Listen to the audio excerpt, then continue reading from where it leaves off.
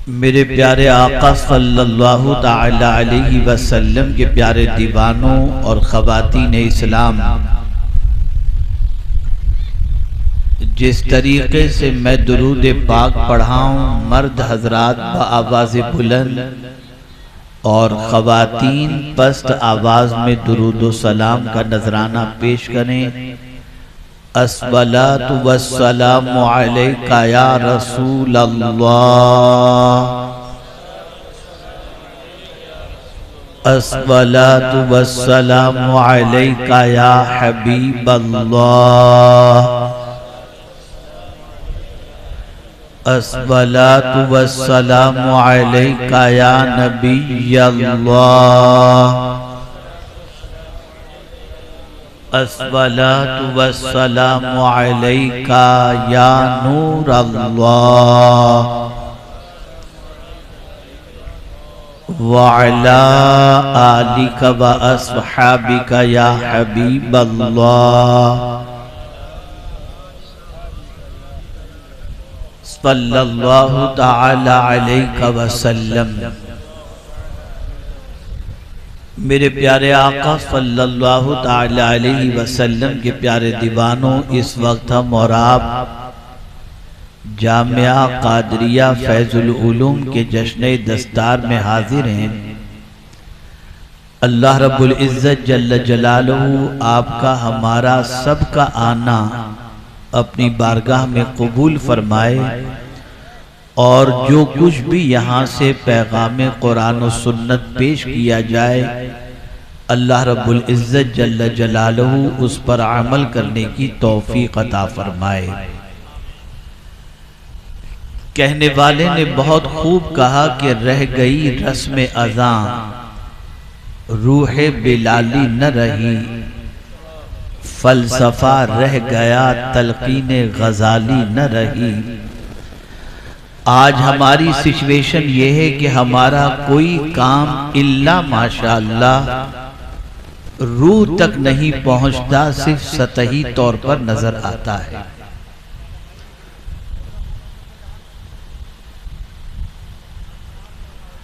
हम अगर नमाज पढ़ते हैं तो नमाज का असर भी हमारी जिंदगी पर नहीं पड़ता। हम रोजे रखते हैं तो रोजे का असर भी हमारी जिंदगी पर नहीं पड़ता। हम हज करते हैं तो हज के असरात भी हमारी जिंदगी से जाहिर नहीं होते। और हम ज़कात देते हैं तब भी उसकी रूह तक पहुंचने की हम कोशिश नहीं करते। नतीजतन हमारी सारी जिंदगी बस ऐसा है कि वक्त गुजर रहा है, लेकिन हकीकत से नाआशनाई की बुनियाद पर और रूह तक रसाई न होने की बुनियाद पर जो हमारी जिंदगी के अंदर इनकलाब पैदा होना चाहिए, वो हमारी जिंदगी में इनकलाब पैदा नहीं हो रहा।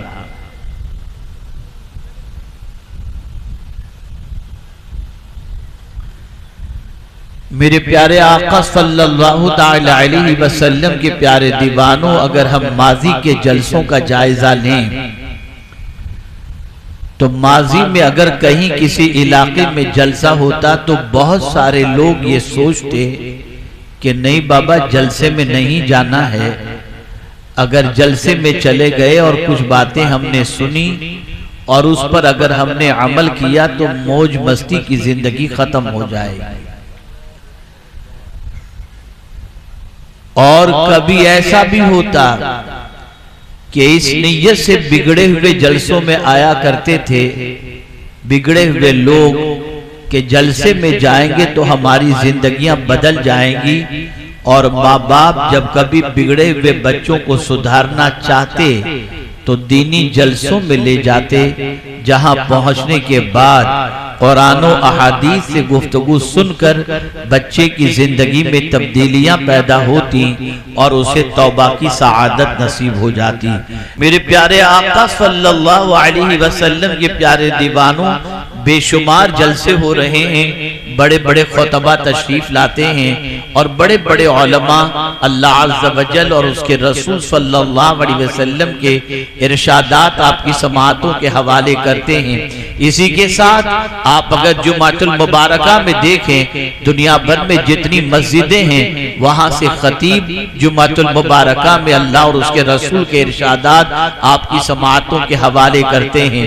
लेकिन अगर हम दुनिया का सर्वे करें और मुसलमानों की जिंदगी का जायजा लें और ये जानने की कोशिश करें कि इन सारे खिताबात के बाद, इन सारे जलसों के बाद, इन सारे पैगाम रसानी के बाद हमारी कौम में कितनी तब्दीली पैदा हुई, हमारी कौम के नौजवान सीधे रास्ते पर कितने आए, हमारी कौम के मिजाज के अंदर क्या इनकलाब पैदा हुआ, तो आप खुद महसूस करेंगे कि मर्ज बढ़ता गया। जूं जूं दवा की हालात ऐसे हैं कि कल तक जो बच्चा बुराइयों से बचना अपने लिए जरूरी समझता था, आज रात की तन्हाई के अंदर वो मोबाइल के जरिए गुनाहों में गिरफ्तार हो रहा है, आवारा गर्दी की दहलीज पर पहुंच चुका है, बर्बादी के दहाने पर पहुंच चुका है। बड़ी अजीब सिचुएशन है। मस्जिद आज भी मरसिया खा है, अजीब सिचुएशन है। हमारी जिंदगी डे बाई डे जवाल की तरफ जा रही है। अगर मुसलमानों से पूछा जाए, आओ हम सोचते हैं कि आज दुनिया में पैरों तले हम रोंदे जा रहे हैं, हमारी तरक्की का राज किसमें है, हमारी कामयाबी का राज किसमें है, हम इज्जत और सरबुलंदी कैसे हासिल कर सकते हैं। अगर कोई मुसलमान ये कहे कि सरमाया बहुत ज्यादा होगा तो आप इज्जत के हकदार बनेंगे, तख्त ताज आपके हवाले कर दिया जाए तो आपकी इज्जत बढ़ जाएगी, वकार बढ़ जाएगा। इंसान अगर ये तसव्वुर कर रहा है तो जाहिर सी बात है जिसके पास दौलत नहीं होगी, जो गुर्बत की चक्की में पीसा जा रहा होगा, वो तो कभी इज्जत का हकदार नहीं हो सकता। अगर इज्जत के लिए दौलत जरूरी है तो गरीब कभी इज्जत का हकदार नहीं बन सकता। इज्जत के लिए इख्तिदार जरूरी है, हर कोई इख्तिदार की कुर्सी पर नहीं बैठ सकता। इज्जत के लिए बैंक बैलेंस जरूरी है, हर एक का बैंक बैलेंस नहीं हो सकता। इज्जत के लिए बेहतरीन मकान होना जरूरी है, हर कोई बेहतरीन मकान नहीं बना सकता। इज्जत के लिए लंबी कार का होना जरूरी है, हर कोई लंबी कार खरीद नहीं सकता। मेरा परवरदिगार एक ऐसा ज़ाब्ता अता कर रहा है कि गरीब भी अगर उस ज़ाब्ते पर अमल करे तो अल्लाह उसे भी इज्जत अता कर देगा। तख्तो ताज का मालिक भी अगर उस ज़ाब्ते को इख्तियार कर ले, अल्लाह उसे भी इज्जत अता फरमा देगा। आप जरा देखें कुरान मुकद्दस में अल्लाह ने क्या इरशाद फरमाया। फरमाया दुनिया के नजदीक नहीं, इंसान का मामला तो ये है, हर बड़े के सामने मुअज़्ज़ज़ बनना चाहता है, हर बड़े के सामने इज्जत वाला बनना चाहता है, और बड़े के सामने इज्जत वाला बनने के लिए वो हर मुमकिन कोशिश करता है। कभी ज़ेब-ए-तिन जो है कीमती लिबास करके आता है, कभी किसी की किराए की लंबी गाड़ी लेकर के आता है, मालदार को इम्प्रेस करने के लिए, बड़े इंसान को इम्प्रेस करने के लिए, ताकि उसकी निगाहों में इज्जत बन जाए। लेकिन अल्लाह अकबर, सबसे बड़ा मेरा परवरदिगार है, अल्लाह अज़्ज़ व जल्ल है। मेरा मौला फरमाता है, मेरे बंदो अगर तुम चाहते हो कि मेरी निगाहों में सबसे ज्यादा इज्जत वाले बन जाओ तो बस एक ही चीज इख्तियार करो, मुझसे डरने वाले बन जाओ, मेरी निगाहों में इज्जत वाले बन जाओ। अल्लाह के नजदीक सबसे ज्यादा इज्जत वाला वो है जो अल्लाह से सबसे ज्यादा डरने वाला है।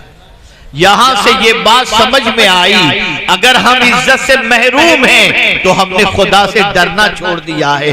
अल्लाह का डर दिल से निकल गया, अल्लाह का खौफ दिल से निकल गया, अल्लाह की खशियत दिल से निकल गई। मेरे प्यारे आका सल्लल्लाहु तआला अलैहि वसल्लम के प्यारे दीवानों, ये खशियत जिसके दिल में पैदा हो जाती है, अल्लाह अज़्ज़ व जल उसे इज्जत और सरबुलंदी अता करता है।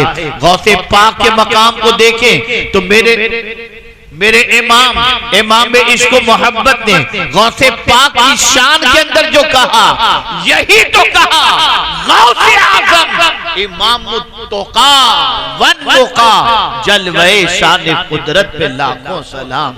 मेरे प्यारे आका सल्लल्लाहु अलैहि वसल्लम के प्यारे दीवानों, दुनिया के इंसान में इज्जत वाले, दुनिया के इंसान की निगाहों में इज्जत वाले बनोगे, वो गिरा भी देगा, कभी इज्जत देगा भी, कभी इज्जत निकाल भी देगा, लेकिन मेरे करीम की शान बहुत अरफ़ आला है। आइए मैं आपको बताता हुआ चलूं ताकि आप महसूस कर सकें कि वाकई हमारी जिंदगी में अगर ये वस्फ आ जाए तो मौला कितनी सरबुलंदी अता करेगा। और मैं तारीख के नाकाबिले तरदीद हवालों के जरिए आपको ये साबित कर सकता हूं कि जिस किसी के पास तकवा रहा फिर वो मिट्टी के मकान में रहा, मिट्टी के बर्तन में रहा, नान रोटी के अंदर जिंदगी गुजारता रहा, उसकी पोजीशन नमक रोटी के अंदर गुजरती रही, लेकिन खुदा की कसम इज्जत की सरबुलंदी अल्लाह ने इतनी अता फरमाई कि वक्त का बादशाह भी उनके दरवाजे पर भीख मांगता हुआ नजर आया है। ये तकवा है, ये अल्लाह का डर है, ये अल्लाह का खौफ है। पूरी दुनिया कोशिश कर रही है मुसलमान बेबाक हो जाए, पूरी दुनिया कोशिश कर रही है मुसलमान के दिल से अल्लाह का डर निकल जाए, पूरी दुनिया कोशिश कर रही है मुसलमान आवारा बन जाए, पूरी दुनिया कोशिश कर रही है वो मुसलमान जो घर की तन्हाई के अंदर भी खुदा से डरा करता था, उस मुसलमान के दिल से अल्लाह का डर निकाल दिया जाए। आइए मैं आपको समझाता हुआ चलूं, ये फारूक आजम का दौर है, अमीरुल मुमिनीन का दौर है। कौन फारूक आजम, कौन अमीरुल मुमिनीन? अल्लाह अकबर। मेरे प्यारे आका सल्लल्लाहु तआला अलैहि वसल्लम के प्यारे दीवानों, जिनकी शान ये है कि रहमत आलम सल्लल्लाहु अलैहि वसल्लम इरशाद फरमाते हैं कि अगर आसमान के तारों के बराबर किसी की नेकियां हैं तो वो उमर इब्ने खत्ताब की नेकियां हैं। इतनी नेकियां फारूक आजम की, मेरे बाद कोई नबी होना मुमकिन होता, हुजूर फरमाते हैं तो वो उमर इब्ने खत्ताब होते। आप अंदाजा लगाएं, इतना ऊंचा मकाम, इतना अल्लाह अज़्ज़ व जल्ल की बारगाह के अंदर बुलंद दर्जा, लेकिन आप देखिए उनका दौर है। जवानों गौर से सुनो, मैं नहीं चाहता कि मैं रस्मी तौर पर कुछ बातें करके नजराना जेब में डाल करके चला जाऊं। मैं चाहूंगा जब तुम आए हो इस अज़्म से गुफ्तगू को सुनो कि शायद तुम्हारी जिंदगी में कोई तब्दीली पैदा हो जाए। और ये बात याद रखना, अगर आज जलसों के अंदर इंसान की जिंदगियां नहीं बदलती तो वजह सबसे बड़ी ये है कि आने वाला इस नीयत से आता ही नहीं है कि मैं सुन करके अपनी जिंदगी बदल दूं। ये नीयत ही नहीं होती। अगर आज के इस जलसे के अंदर एक बंदे ने भी अपनी जिंदगी बदल दी तो जामिया कादरिया फैजुल उलूम का ये जलसा अल्लाह की बारगाह में मकबूल हो जाएगा। आइए गौर से सुनो, दिल के अंदर बातों को बिठाओ। फारूक आजम का दौर है, सैयदना फारूक आजम रज़ी अल्लाह ताला अन्हु रात की तारीकी के अंदर रियाया की खबरगिरी के लिए तशरीफ ले जाया करते, शहर में घूमा करते, मोहल्लों में घूमा करते, गलियों में घूमा करते। और कभी कभी ऐसा होता कि जंगलों बयाबान में रियाया को देखने के लिए तशरीफ ले जाते कि जरा देखो तो सही रियाया का क्या हाल है। एक मर्तबा सैयदना फारूक आज़म रज़ियल्लाहु मौला तबारक व तआला अन्हु जंगलों बयाबान की तरफ तशरीफ ले गए और फारूक आज़म रज़ियल्लाहु तआला अन्हु ने देखा एक नौजवान बकरियां चरा रहा है। और जब उसे बकरियां चराते फारूक आजम ने देखा तो सैयदना फारूक आजम रज़ियल्लाहु ताला अन्हु ने फरासत ईमानी की बुनियाद पर उस नौजवान के चेहरे पर ईमान की नूरानियत को आपने महसूस किया।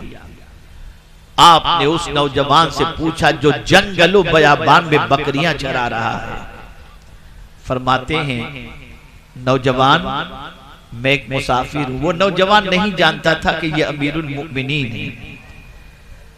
नौजवान से फारूक आजम ने फरमाया मैं एक मुसाफिर हूं, मेरा जितना तोशा था वो सब खत्म हो चुका, अब मुझे भूख लगी है। ये जो इतनी बकरियां तेरे पास मौजूद हैं, उनमें से किसी बकरी का थोड़ा सा दूध दो करके मुझे पिला दे, ताकि मैं अपनी भूख को मिटा सकूं।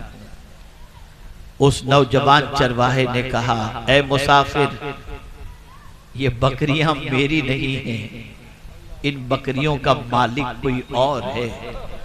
मैं उसकी इजाजत के बगैर बकरी का दूध दो करके तुम्हें नहीं दे सकता।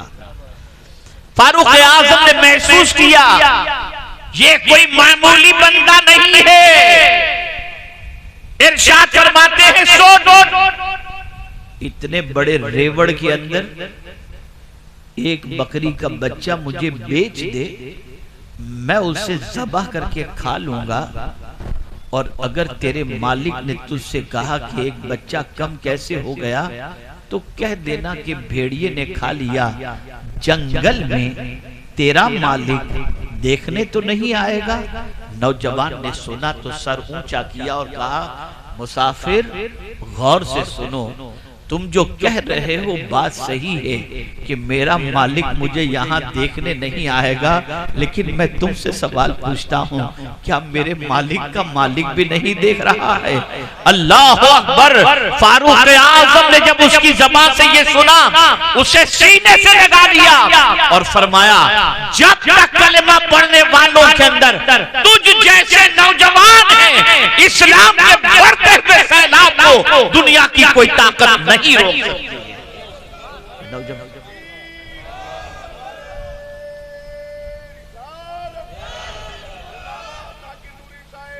आप मुझे बताओ, ये है अल्लाह का डर। जंगल में एक दूध दो करके देने के हवाले से, पैसे के मिलने पर बकरी के बच्चे के देने के हवाले से कोई देखने वाला नहीं था, तब भी उस बंदे के दिल में अल्लाह का डर इतना कि मेरा मौला देख रहा है। और ए नौजवानों, मैं तुमसे पूछता हूँ, रात की तन्हाई में तुम गंदी पिक्चरें देखते हो, ये ख्याल नहीं आता कि तुम्हारा खुदा तुम्हें देख रहा है? ये डर तुम्हें नहीं लग रहा कि दुनिया के किसी भी खित्ते में जाकर के तुम पाप करो? तुम्हारा पाप खुदा से पोशीदा नहीं है, वो देख रहा है। उलमा तशरीफ फरमा है, बुखारी शरीफ में आखिर ये पहली हदीस क्यों लाई गई, इन्नमल अअमालु बिन्नियात? नियत तो इंसान नहीं देखता, नियत तो खुदा देखता है।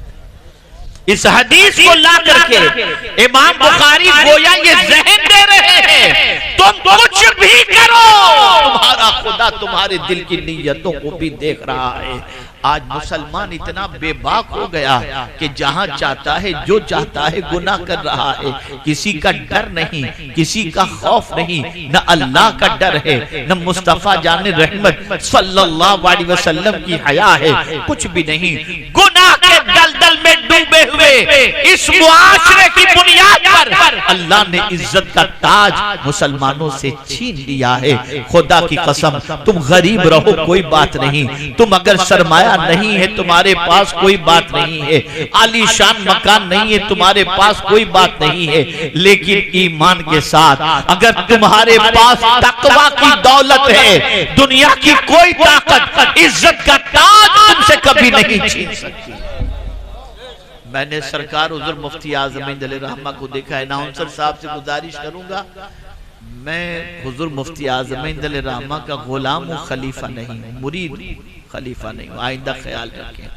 मैंने हुजूर मुफ्ती आज़मीन रहमा को देखा है, हुजूर बहरुल उलूम, हुजूर मुफ्ती अल्लामा मुफ्ती अब्दुल मन्नान साहब रहमतुल्लाह ताला अलैह।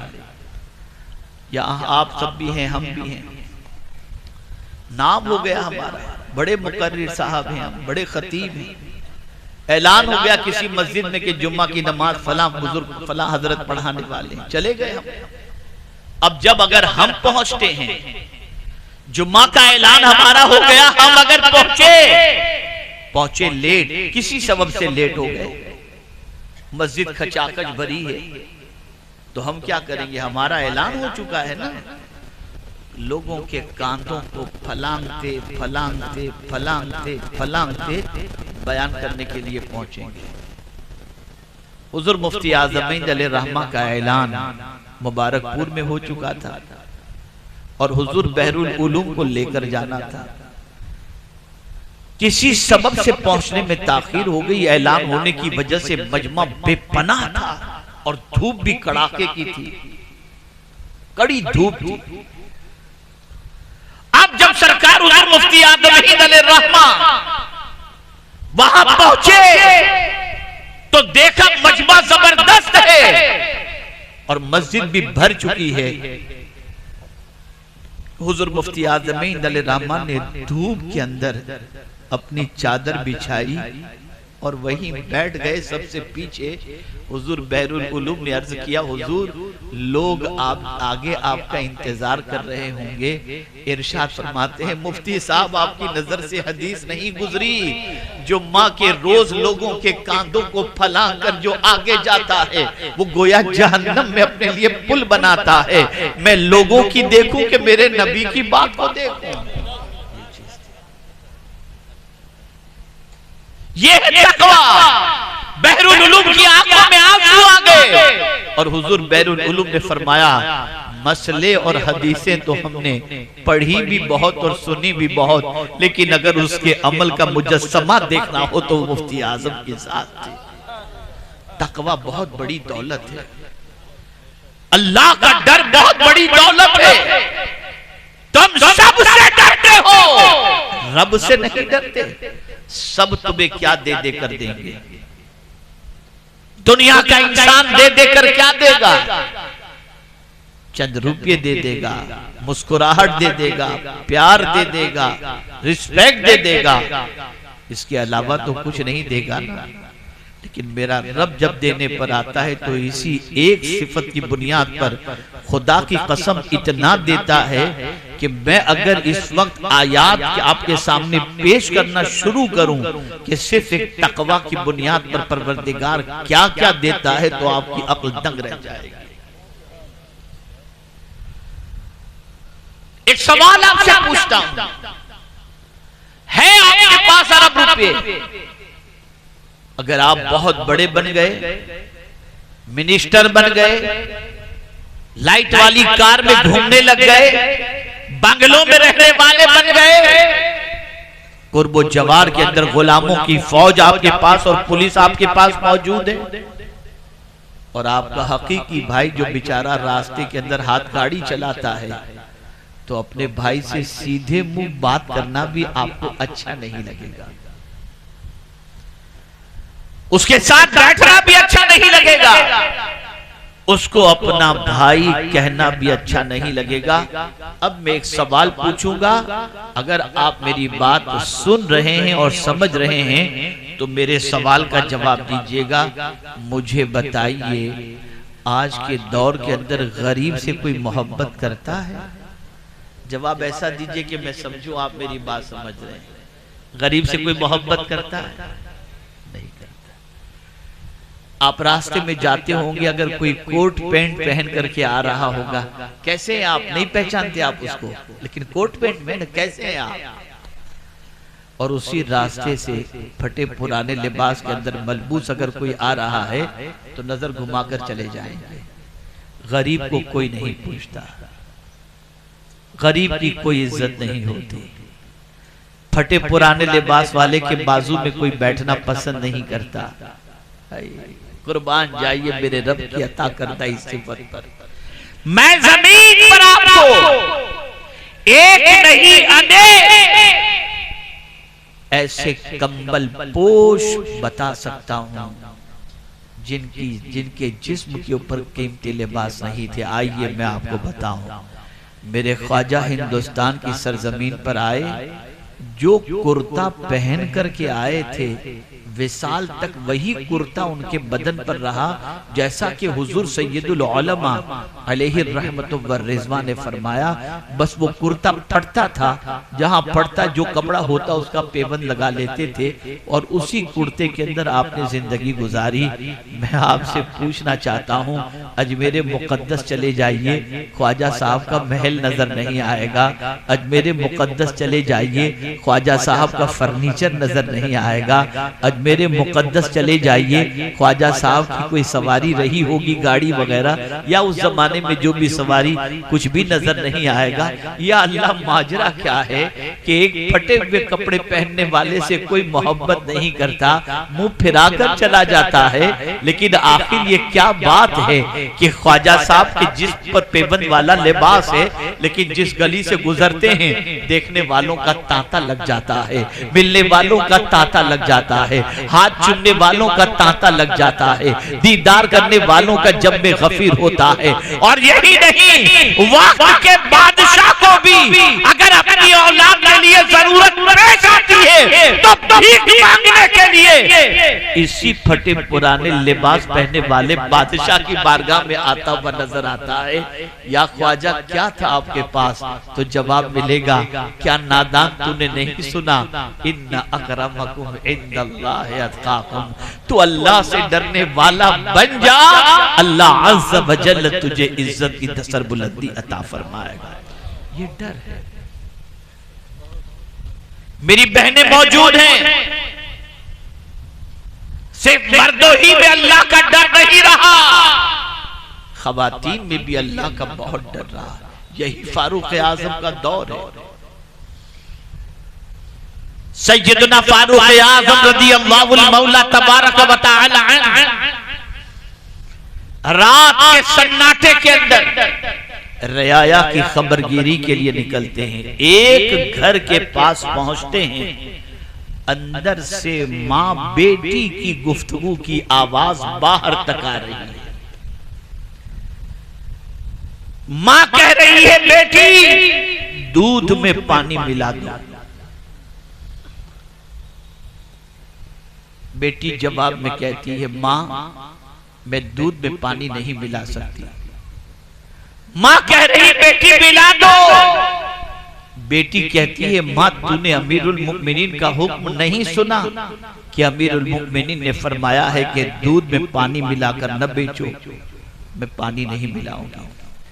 उस रात के सन्नाटे में घर की चार दीवारी के अंदर माँ अपनी बेटी से कहती है, मेरी बेटी मानती हूं कि अमीरुल मुमिनीन ने दूध में पानी पिलाने से मना किया है, लेकिन इस वक्त अमीरुल मुमिनीन को कहां से खबर होगी कि दूध में तुम पानी मिला रही हो? उन्हें तो मालूम नहीं पड़ेगा ना बेटा, दूध में पानी मिला दो। बच्ची ने कांपती हुई आवाज के अंदर अपनी माँ से कहा, माँ तू क्या कह रही है? अमीरुल मुमिनीन तो नहीं सुन रहे, नहीं देख रहे। क्या अमीरुल मुमिनीन का खुदा भी नहीं देख रहा है? अल्लाह अकबर। फारूक आजम बाहर ये आवाज सुन बैठे, घर को याद रखा और अपने घर लौटे। और लौटने के बाद अपने बच्चों से कहा, अगर तेरे बाप की उम्र इतनी होती कि उस बच्ची से निकाह कर ले तो जरूर कर लेता। तुम में कौन है जो उस लड़की से निकाह करने को तैयार है? एक बेटा तैयार हुआ, उनसे निकाह हुआ और उन्हीं की औलाद में से हजरत उमर इब्न अब्दुल अजीज पैदा हुए। उस जमाने की औरतें इतनी अल्लाह से डरने वाली थी। अब औरतों के दिल से भी डर निकल गया, मर्दों के दिल से भी डर निकल गया। इस दुनिया की मोहब्बत, इस दुनिया की उल्फत, इस दुनिया की चाहत, इस दुनिया की रंगीनियों ने ऐसा घेर लिया है कि आज हमारी पोजीशन ऐसी है कि पाक नौजवान बच्ची को तलाश करो तो मिलना मुश्किल हो जाएगा।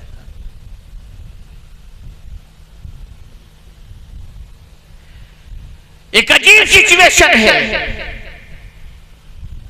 और माअल्लाह सुम्मा माअल्लाह, जितना डर पुलिस का है, जितना डर सीसीटीवी का है, जितना डर हुक्मरां का है, उसका अशरे अशीर भी अल्लाह का डर दिल में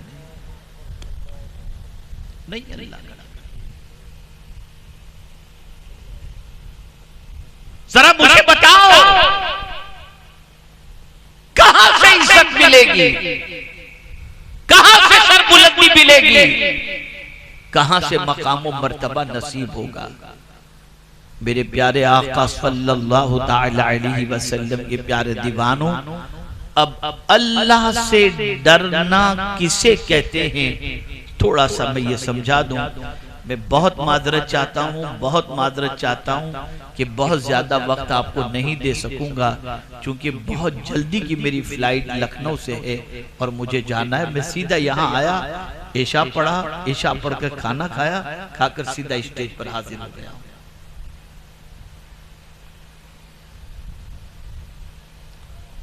डरना किसे कहते हैं, अब मैं आपसे पूछूंगा तो आप मुझे जवाब दीजिएगा, लेकिन जवाब क्या लूं, इसलिए कि हमारी कौम जो है वो जल्दी से मुंह खोलने के लिए भी तैयार नहीं है। लेकिन इतना है कि मैं चाहूंगा कि सवाब मिल जाए। हाँ ना कहने से क्या मिलेगा, सवाब मिल जाए।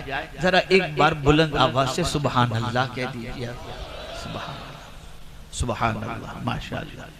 आपने एक बार सुबहान अल्लाह कहा, सरकार सल्लल्लाहु अलैहि वसल्लम का फरमान है, जो एक बार सुबहान अल्लाह कहता है अल्लाह ताला जन्नत में उसके लिए दरख्त लगा देता। सुबहान अल्लाह। अब गौर से सुनिएगा, अगर आज इसको आप समझ के उठे तो इंशाअल्लाह बड़ा फायदा होगा। डरना,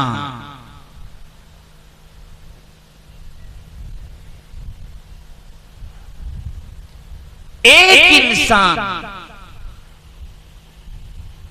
दिल में अरमान लिए हुए है, मैं ये गुनाह करूंगा, मैं ये गुनाह करूंगा, मैं ये गुनाह करूंगा, लेकिन न गुनाह तक उसकी पहुंच है और न गुनाह करने के लिए उसके पास पैसा है। इस वजह से वो गुनाह से बचा हुआ रहता है। इसे अल्लाह से डरना नहीं कहेंगे, इस मजबूरी की वजह से गुनाह से बचने पर भी अल्लाह उसे सवाब जरूर अता फरमाए। एक इंसान गुनाह करना चाहता है, पैसा भी है उसके पास, गुनाह का सामान भी है उसके पास, लेकिन उसके जिस्म में इतनी ताकत नहीं कि वो गुनाह कर सके, इसलिए वो गुनाह से बचा हुआ है। इस बचने पर भी अल्लाह उसे सवाब अता फरमाएगा, लेकिन तकवा इसे नहीं कहा जाए, इसे तकवा नहीं। तकवा किसे कहते हैं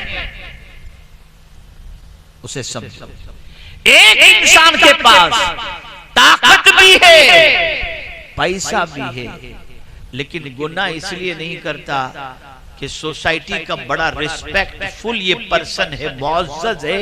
अगर उसके गुनाह का इल्म सोसाइटी में हो गया तो उसकी इज्जत चली जाएगी, इसलिए वो उस गुनाह से बचता है। सोसाइटी के डर की वजह से इस गुनाह से बचने पर भी उसे सवाब मिलेगा, लेकिन मुत्तकी नहीं कहलाएगा।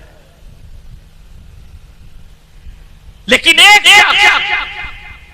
जिसके पास ताकत भी है, गुनाह का सामान भी है, और ऐसी जगह मौजूद है जहां कोई उसे देखने वाला नहीं है, वो चाहे तो गुनाह कर सकता है, लेकिन सिर्फ इसलिए गुनाह नहीं करता मेरा मौला मुझे देख रहा है। ये गुनाह से बचने वाले को अल्लाह अज़्ज़ व जल्ल तक़वा की दौलत अता करता है और उसकी मोहब्बत लोगों के दिलों में पैदा फरमा देता है। ये है तक़वा, ये है अल्लाह का डर। तलाश कर लीजिए अपनी जिंदगी में, हम खुद सब तलाश करें अपनी जिंदगी में, है अल्लाह का डर, है अल्लाह का खौफ। एक दुनिया ज्यादा से ज्यादा आपके पाप से बाखबर होकर आपको जलील कर सकती है। मौत की वादियों से आपको दौलत छीनने के मामले में वो कुछ नहीं कर सकती, लेकिन मेरे मौला के दस्ते कुदरत में तो सब कुछ है। मालिकुल मुल्क तुतिल मुल्क मन तशा व तंज़िउल मुल्क मिम्मन तशा व तुइज़्ज़ु मन तशा व तुज़िल्लु मन तशा बियदिकल खैर इन्नका अला कुल्लि शैइन कदीर। हमारा हाल ये हो गया कि हमने अल्लाह की कुदरत नहीं समझी, अल्लाह की ताकत के बारे में हम नहीं समझे, अल्लाह के एहसानात के बारे में हम नहीं समझे। हमारी पोजीशन ये हो गई मस्त हैं अपनी जिंदगी में और समझते हैं खाओ पियो और मौज मस्ती करो, एक दिन हिसाब का है। जिनको जन्नत की बशारत हुजूर ने अता फरमाई वो अल्लाह से कितना डरते थे। जिनको अल्लाह के रसूल सल्लल्लाहु अलैहि वसल्लम ने जन्नत की बशारत अता फरमा दी, उनके दिल में अल्लाह की बारगाह में हिसाब का तसव्वुर उनके दिमाग में आ जाता तो उनकी क्या कैफियत होती जानते हैं आप? सैयदना सिद्दीक अकबर रज़ी अल्लाह ताला अन्हु देखते हैं दरख्त पर एक चिड़िया चहचहा रही है, उसे देखकर फौरन कहते हैं ए चिड़िया तू कितनी खुशनसीब है कि कयामत में तुझसे हिसाब नहीं लिया जाएगा। काश मैं भी कोई चिड़िया होता और मुझे काट कर लोग खा गए होते तो मैं अल्लाह की बारगाह में हिसाब से तो बच जाता। ये कौन कह रहा है? जिनकी पोजीशन ये है कि अफजलुल बशर बादल अंबिया अगर किसी की जात है तो वो सिद्दीक अकबर रज़ी अल्लाह ताला अन्हु की जात है। ऐ रसूल आज़म सल्लल्लाहु अलैहि वसल्लम के दीवानों, मौला अली करमल्लाहु ताला वजहुल करीम मेहराब के अंदर इस तरीके से अपने आंसुओं को बहाते और लरसते और कांपते कि एक सहाबी रसूल कहते हैं कि उनको रोते देखकर ऐसा महसूस होता जैसे किसी सांप ने उनको डंक मार लिया हो। और रोते हुए मौलाए कायनात क्या कहा करते थे? यही तो कहा करते थे अल्लाह सफर लंबा है और ज़्यादा सफर मेरे पास कुछ भी नहीं। कहां जा रहे हैं? है कोई जगह जहां छुप कर इंसान जुर्म के दरवाजे पर, गुनाह के दरवाजे पर दस्तक दे सके? नहीं। एक मतलब दुरूद शरीफ पढ़े।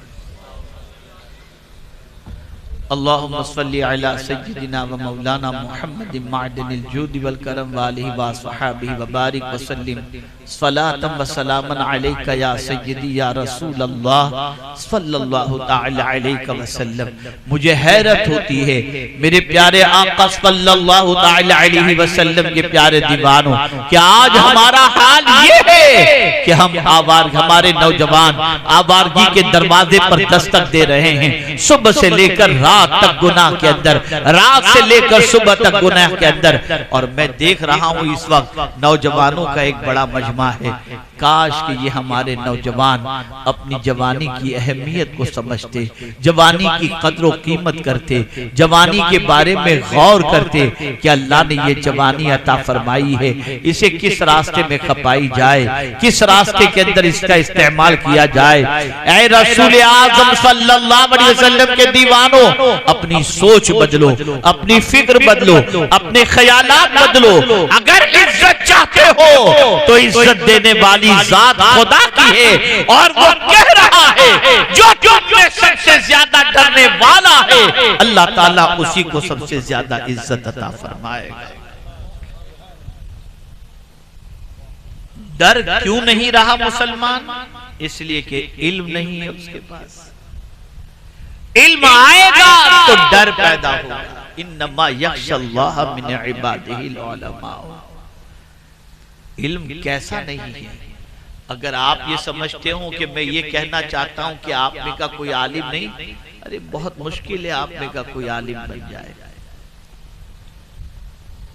लेकिन अगर मुझे इज्जत का ख्याल न होता आप लोगों की तो मैं एक एक को खड़ा करके कहता, जरा पहला कलेमा सुनाओ। और मैं पूरे यकीन के साथ कहता हूं, जो मेरा मुशाहिदा है,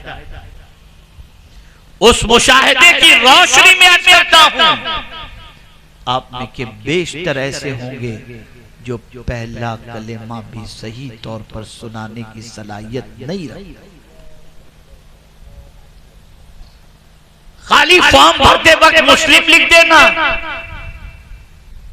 मजहब इस्लाम लिख देना, इससे काम नहीं चलेगा। इस्लाम को अपनी जिंदगी में तलाश करें, ढूंढो कहां है हमारी जिंदगी में इस्लाम। एक वाकया आपकी समाअतों के हवाले करता हूं। बरतानिया की सरजमीन पर, इंग्लैंड की सरजमीन पर एक मॉल के अंदर एक मुस्लिम बच्ची कैश काउंटर पर खड़ी थी, लेकिन टी शर्ट और जीन्स पहने हुई थी। अचानक एक खातून जो बुर्का पहनी हुई थी, वो कुछ सामान लेकर के कैश काउंटर पर आती है। वो मुस्लिम बच्ची जो टी शर्ट और जीन्स के अंदर कैश काउंटर पर खड़ी थी, उसने बुर्कापोश खातून को देख करके कहा, तुम बड़ी खुश नसीब हो, सऊदी की शायद रहने वाली लगती हो, इसलिए तुमने ये बुर्का वगैरह पहने रखा है। हम तो इंग्लैंड के अंदर रहती हैं, आजाद मुल्क है, यहाँ पर बुर्का पहनना इतना अच्छा नहीं और मायूब समझा जाता है, इसलिए हम इस लिबास के अंदर हैं। मेरी बहनें गौर से सुने,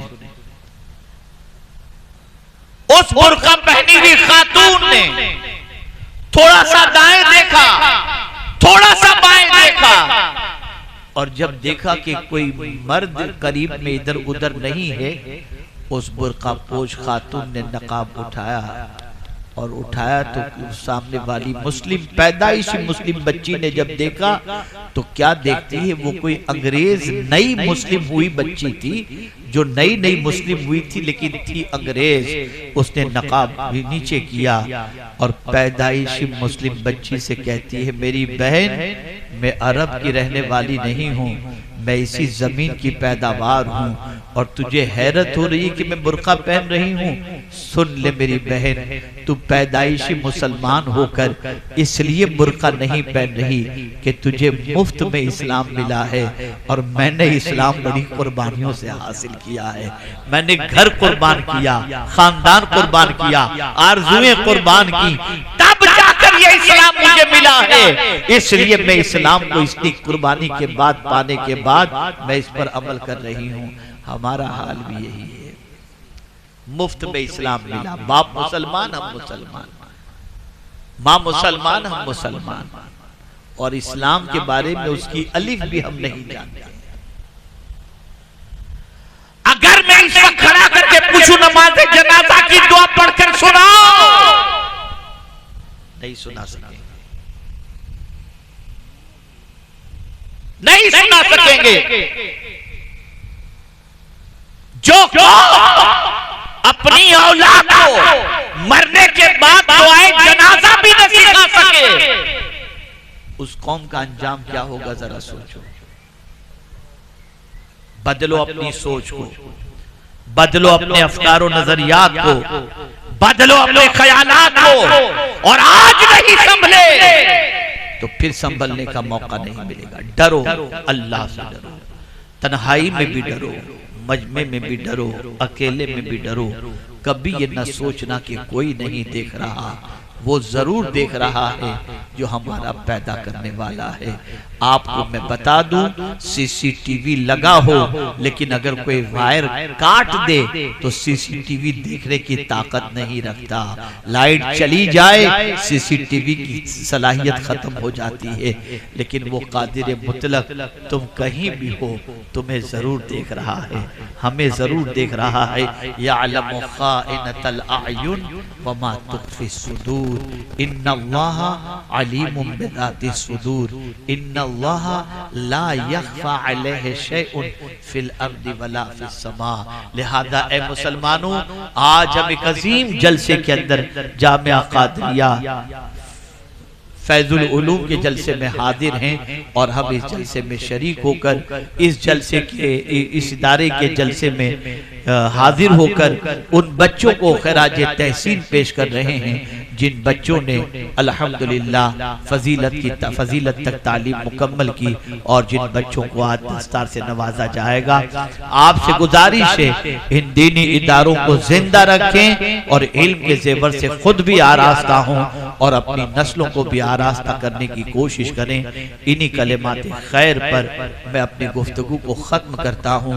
वो जमाने में मुअज़्ज़ज़ थे, मुसलमान होकर आज हम ख्वार हुए, तारीख़ कुरान होकर वमा अलैना इल्लल बलागुल मुबीन।